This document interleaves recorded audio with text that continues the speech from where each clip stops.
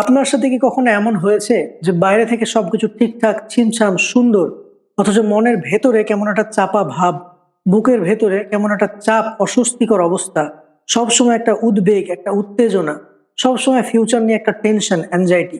এরকম যদি আপনার সাথে হয়ে থাকে তাহলে আপনি কিন্তু একা নন। এটি একটি মানব সভ্যতার সাধারণ সমস্যা, অনেকেই এই ধরনের সমস্যায় ভুগছে। এবং এর মানে এই নয় যে আপনি অ্যাংজাইটি বা ডিপ্রেশন ডিসঅর্ডারে ভুগছেন। আজ আমরা আলোচনা করতে চলেছি আমাদের সমাজের একটি one of the most important কিন্তু একটি খুবই উপেক্ষিত বিষয় নিয়ে, যেটি হলো মেন্টাল হেলথ বা মানসিক স্বাস্থ্য। আজ আমরা আগে ভিডিওতে জানতে চলেছি যে মানসিক স্বাস্থ্য কি, এটি কিভাবে কাজ করে, এটি কতটা ইম্পর্ট্যান্ট এবং কিভাবে আমরা এটিকে ম্যানেজ করব।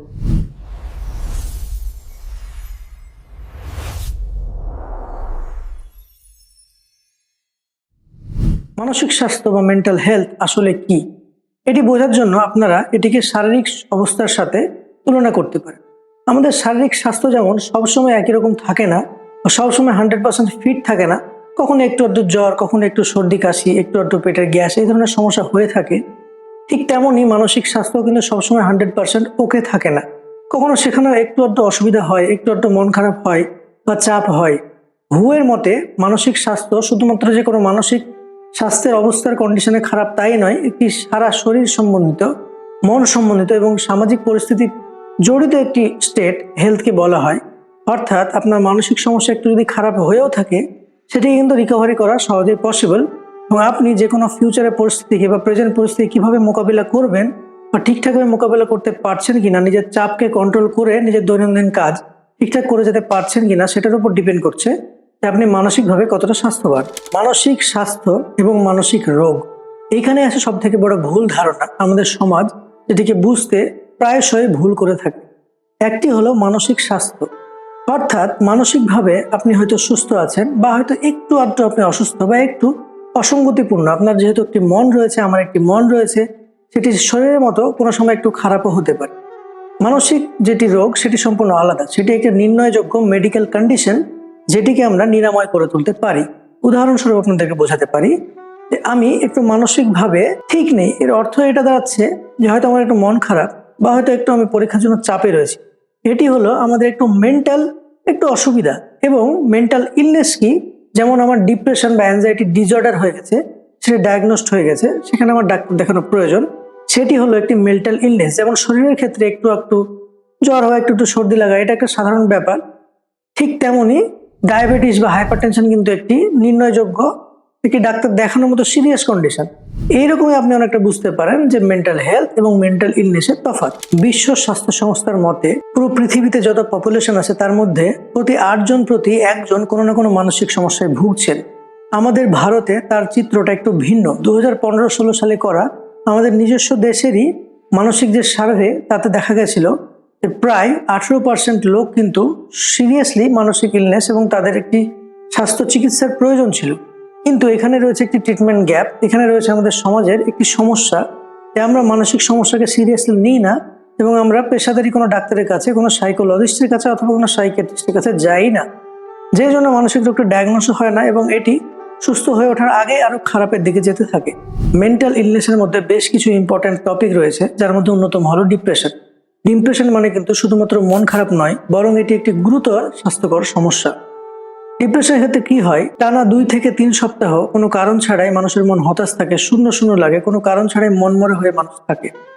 দ্বিতীয়ত, আগে যে ধরনের কাজগুলি করতে সে পছন্দ করতে, যেমন ঘুরতে যাওয়া, বন্ধুদের সঙ্গে খেলা ইত্যাদি, সেগুলোতে তার আর কোনো রকমের ইন্টারেস্টই থাকে না এবং সম্পূর্ণভাবে সেগুলি অর্থহীন বলে মনে হয়। তৃতীয়ত, ঘুম এবং খাবারে বড় ধরনের গ্যাপ।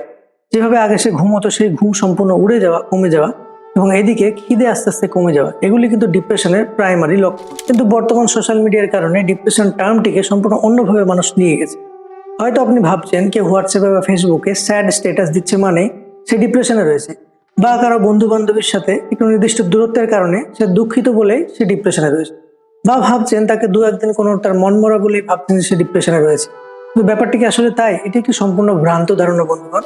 এবার আমরা আসি উদ্বেগ বা অ্যাংজাইটি ডিসঅর্ডার নিয়ে। এটিও কিন্তু মেন্টাল ইলনেসের একটি বড় ধরনের প্রধান কারণ বলতে পারেন, বা প্রধান একটি টাইপ বলতে পারেন। এটি কি?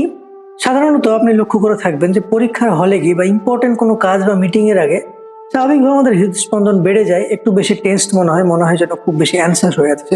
এটি স্বাভাবিক, কিন্তু অ্যাংজাইটি ডিসঅর্ডারের ক্ষেত্রে এটি দীর্ঘস্থায়ী হয়। সে সবসময় কোনো কারণ ছাড়া ভবিষ্যৎ নিয়ে অত্যন্ত বেশি চিন্তিত থাকে, সবসময় একটি বুক ধরপড় করার মতো প্রবলেম, সবসময় একটি রেস্টলেস ব্যাপার, কথা বলতে গিয়ে সবসময় একটু তাড়াহুড়োতে থাকা, বডি মেটাবলিজম রেট বেড়ে যাওয়া, জোরে জোরে হাঁটা, জোরে জোরে নিঃশ্বাস নেওয়া, কখনো কখনো আবার শ্বাসকষ্টের প্রবলেম, এগুলো অ্যাংজাইটি ডিসঅর্ডার সিমটম। এখন স্পেশালি আমাদের ইন্ডিয়ার মতো কান্ট্রিতে ওয়ার্ক প্লেস বার্ন আউটটা একটি বড় একটি ইস্যু। কেননা একটি মানুষের সারাদিনে কতটা কাজ করা উচিত তার কোনো এখন বাধা ধরা আমাদের দেশে নেই। কেননা এখানে বেকারত্বের হার আমাদের বাড়ছে, এই জন্য বড় বড় কোম্পানিগুলো আমাদেরকে ইউজ করছে এইভাবে, তোমাদেরকে আমি স্যালারি দেবো কিন্তু 12 ঘন্টা 14 ঘন্টা 20 ঘন্টা খাটিয়ে নেবো। এমনকি বাড়িতে ফিরে আসার পরেও তার ফোনে কাজ বা মোবাইলে রিলেটেড যে ল্যাপটপ বা কম্পিউটারে কাজ করে আরও বেশি তার ব্রেন কিন্তু ফ্যাগ হয়ে যাচ্ছে এবং সে কাজের কারণে ডিপ্রেশনে যাচ্ছে। এমনও কিন্তু ঘটনা দেখা গেছে, এই ওয়ার্ক প্লেসের চাপের কারণে কেউ আত্মহত্যা করেছে, এমনও কিন্তু সিনারিও আমাদের দেশে রয়েছে। এটি হলো অ্যাংজাইটি ডিসঅর্ডার। এটিকেও কিন্তু সম্পূর্ণ নিরাময়যোগ্য করে তোলা যেতে পারে যদি আপনি সঠিক সময়ে কোনো সঠিক ডাক্তারের পরামর্শ নিয়ে নেন। আমরা এবার জেনে নেব যে এই ধরনের অ্যাংজাইটি ডিপ্রেশনের মতো মেন্টাল ইলনেসের কারণ কি। অ্যাকচুয়ালি এর 3টি কারণ রয়েছে। 1 নম্বর হলো জৈবিক, অর্থাৎ আমাদের জেনেটিক্সে অনেকের পুরোনো ফ্যামিলিয়াল হিস্ট্রিতে দেখা যায় যে কারো অ্যাংজাইটি ডিপ্রেশনের প্রবলেম ছিল, তাই তার পরবর্তী বংশধরে এই সমস্যা হওয়ার সম্ভাবনা থাকে। দ্বিতীয়ত হতো মনস্তাত্ত্বিক, অর্থাৎ কিছু ক্ষেত্রে দেখা যায় যে আমাদের বিভিন্ন ধরনের কেউ কোনো ট্রমায় আক্রান্ত, কারো হয়তো কোনো প্রিয়জনকে সে হারিয়েছে বা শৈশবে কোনো ভয়ঙ্কর ঘটনার সে সাক্ষী, এই ধরনের কোনো মনকে গভীরভাবে আঘাতগ্রস্ত করার কোনো ঘটনার কারণে সে এই ধরনের মেন্টাল ইলনেসের দিকে চলে যায়। এবং তৃতীয়ত হলো আমাদের সামাজিক ব্যর্থতা। কেননা আমাদের দেশ বা অন্যান্য বিভিন্ন দেশেও দারিদ্রতা, একাকিত্ব, একা একা কাটানো, কাউকে নিজের মনের কথা বুঝিয়ে বলতে না পারা বা আমাদের অন্যের কথা মন থেকে বুঝে না ওঠা, এছাড়াও আমরা এখন বেকারত্বের হার বেড়ে যাওয়া, এগুলো সবই কিন্তু একটি সামাজিক ব্যর্থতা। তাই অনেকে যদি ভেবে থাকে যে অ্যাংজাইটি ডিপ্রেশনটা একটি তার নিজস্ব পার্সোনাল ব্যক্তিত্ব, এটা হীনতার পরিচয় অথবা তার এটি একটি ব্যক্তিত্বের এটি ফেলিয়ার, ব্যাপারটা কিন্তু তেমন নয়। বরং অ্যাংজাইটি ডিপ্রেশন একটি আমাদের সামাজিক ব্যর্থতা। আমরা অ্যাজ এ সোশ্যাল অ্যানিমেল, একটি সোশ্যাল মানুষ হিসেবে, প্রাণী হিসেবে নিজের সমাজবদ্ধ করতে ব্যর্থ এবং একে অপরের পাশে থাকতে ব্যর্থ, যেই জন্য আজকে ডিপ্রেশন বা অ্যাংজাইটি এত হার দিনের পর দিন বেড়ে চলে। আমরা এখান থেকে কি করে ফাইট করব, কি করে এই পরিস্থিতি থেকে আমরা ফিরে আসবো এবং সুস্থ জীবনের দিকে এগিয়ে যাব, চলুন আমরা জেনে নিই। আলোর সন্ধান আমরা কি করে করব। অ্যাকচুয়ালি বেশ কিছু এখানে ওয়ে আউট রয়েছে এই মানসিক অস্বাস্থ্য থেকে স্বাস্থ্যের দিকে ফিরে আসা। প্রথমত হলো টক থেরাপি বা একজন সাইকোথেরাপি বিশেষজ্ঞের সঙ্গে আলোচনা করা, যাকে আমরা সাইকোলজিস্ট বলে থাকি। যদি আপনার মনের কথা, আপনার সমস্যা আপনার বন্ধু বা বাড়ির কোনো প্রিয়জন বুঝতে না পারে বা বুঝতে না চায়, সেক্ষেত্রে আপনি কোনো বিশেষজ্ঞ সাইকোলজিস্টের সঙ্গে যদি পরামর্শ করেন, তিনি আপনাকে কগনিটিভ বিহেভিয়ারাল থেরাপি নামক একটি বিশেষ থেরাপির প্রশিক্ষণ দেবেন, যাতে আপনার সমস্যাগুলিকে উনি তুলে ধরবেন আপনার সামনে। আপনার যে পরিস্থিতি সেটিকে তিনি একদম ক্যানভাসের মতো, চিত্রের মতো আপনাকে বুঝিয়ে বলবেন যে আপনার এই পরিস্থিতি, এবং আপনাকে একদম সুস্থ থাকার সঠিক উপায় বলে দেবেন এই পরিস্থিতিতে আপনি কি করে মোকাবেলা করবেন। এবং এটি খুবই একটি সুন্দর প্রসেস এবং আপনি সম্পূর্ণ বিশ্বাস রাখতে পারেন আপনার যে কোনো এই ধরনের সমস্যা তিনি স্বাভাবিকভাবে কিছুটা সময় নিয়ে আস্তে আস্তে আস্তে কিন্তু ঠিক করে ফেলবেন। এই বিষয়ে আমরা মেডিকেল বিশেষজ্ঞরা সম্পূর্ণভাবে বিশ্বাসী। কিন্তু কিছু ক্ষেত্রে দেখা যায় যে শুধুমাত্র সাইকোলজিস্টের পরামর্শে বা টক থেরাপি দিয়ে সবকিছু সারানো যায় না, কিছু সময় ওষুধের প্রয়োজন হয়। সেই সময় প্রয়োজন হয়ে ওঠে একজন অ্যাকচুয়াল সাইকিয়াট্রিস্টের, যিনি একজন প্রশিক্ষণপ্রাপ্ত ডাক্তার এবং তিনি ওষুধ দিতে কিন্তু সম্পূর্ণভাবে সক্ষম। কিন্তু এখানে আপনাদেরকে বারবার ভালো করে জানিয়ে রাখা দরকার এবং ভালোভাবে কড়া ভাষায় এটা আপনাদেরও বুঝে নেওয়া উচিত যে এই ধরনের সাইকোথেরাপির ড্রাগ কিন্তু কোনোভাবেই ডাক্তারের পরামর্শ ছাড়া নেওয়া উচিত নয় এবং এটা কোনোভাবেই কোনো নেশার বস্তু নয়। কারণ এটি আমাদের মেডিকেল জগতের একটি খুবই ইম্পর্টেন্ট জিনিস, সেটি আমরা কেউ একদম মরণাপন্ন পরিস্থিতিতে গেলে তাদেরকে দিয়ে থাকি। কিন্তু এইভাবে যেভাবে যথেচ্ছ ব্যবহার নেশা দ্রব্য হিসেবে এগুলো করা হয়ে থাকে, এগুলো একদমই কোনোভাবেই বরদাস্ত করার মতো জিনিস নয়, সম্পূর্ণভাবে ইলিগ্যাল।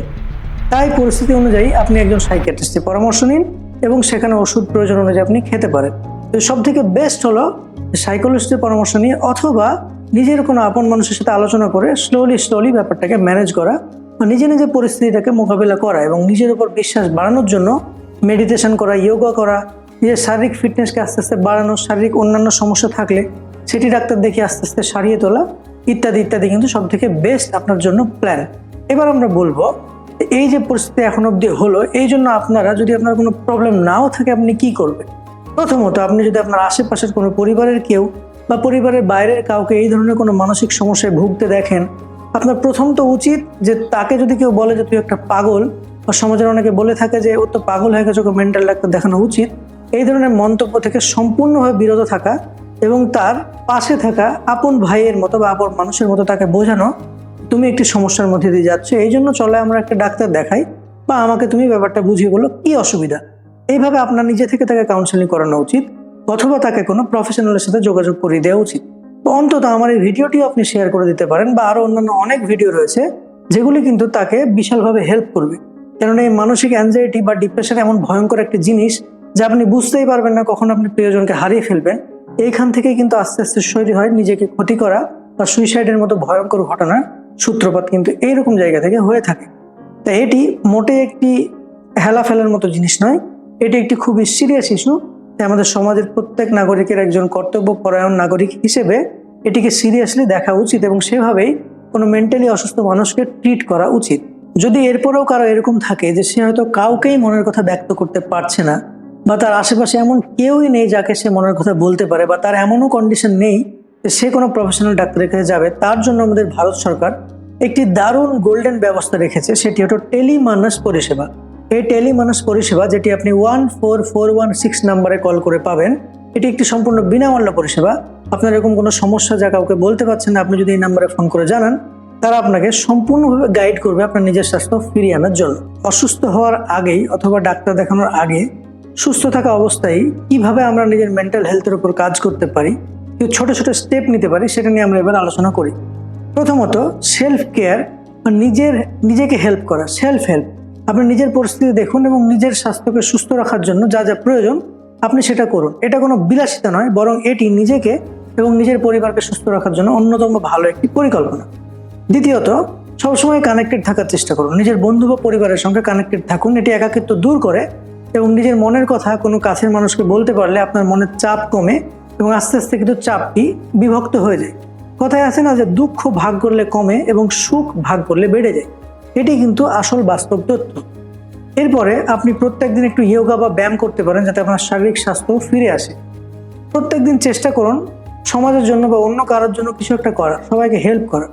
খুব ছোট থেকে ছোটই সেটি হোক না কেন, তবুও আপনি সেটা করতে থাকুন। পশু প্রেম করতে পারেন, মানুষকেও প্রেম করতে পারেন, চেষ্টা করতে পারেন যে মানুষের জন্য বা মানব সভ্যতার জন্য যেটুকু আপনার পক্ষ থেকে করা সম্ভব সেটা করার, তাতে আপনার মন কিন্তু ভালো থাকবে। অনেক মানুষ অতীতে বাস করে, অতীতের কোনো সমস্যা নিয়ে সে ভুগতে থাকে বা আফসোস করতে থাকে, বা আমাদের অনেক মানুষ ভবিষ্যৎ নিয়ে অত্যন্ত চিন্তায় থাকে বা উদ্বেগে থাকে, যে জন্য সে বর্তমান সময়টিকে হারিয়ে ফেলে। এটি ঠিক নয়, বরং আপনি বর্তমানে বাঁচুন, সেটি আপনার শরীরের জন্য সব থেকে বেস্ট এবং মনের জন্য সব থেকে বেস্ট। চেষ্টা করুন সবসময় মিলেমিশে থাকার, সবার মনের কথা বোঝার, নিজের মনের কথা শেয়ার করার। একাকিত্ব গুমড়ে গুমড়ে থাকাটা আস্তে আস্তে রোগের দিকে ঠেলে দেয়। শুধুমাত্র মানসিক রোগই নয়, শারীরিক রোগও কিন্তু এখান থেকে আস্তে আস্তে আসতে পারে। সুস্থ থাকুন, ভালো থাকুন। আমার এই ভিডিওটি পছন্দ হলে আপনি শেয়ার করুন, কারো প্রয়োজনে টেলিমানসের নাম্বারটি তাকে দিন। নিজে একটা সাইকোলজিস্টের মতো কিছুটা বোঝানোর চেষ্টা করতে পারেন, প্রফেশনাল ডাক্তারের কাছে পাঠাতে পারেন। এমনকি প্রয়োজনে আমাদের অফিসিয়াল নাম্বারে আপনি জানাতে পারেন যদি কারো সেরকম প্রয়োজন মনে হয় মানসিক স্বাস্থ্য সম্পর্কিত। যদি আমাদের চ্যানেলের ভিডিও ভালো লেগে থাকে, আপনার পছন্দ হয়ে থাকে, আপনি লাইক করুন, শেয়ার করুন, শেয়ার করে দিন নিজেদের প্রয়োজনীয় মানুষের কাছে, প্রিয়জনের কাছে। কমেন্ট করুন ভালো ভালো তথ্য, যে আপনি কি ভিডিও আমাদের কাছে পেতে চাচ্ছেন। আমাদের চ্যানেলে কোনো প্রবলেম থাকলে সেটিও আপনি আমাদেরকে অবশ্যই শেয়ার করুন এবং ভালো থাকুন, সুস্থ থাকুন।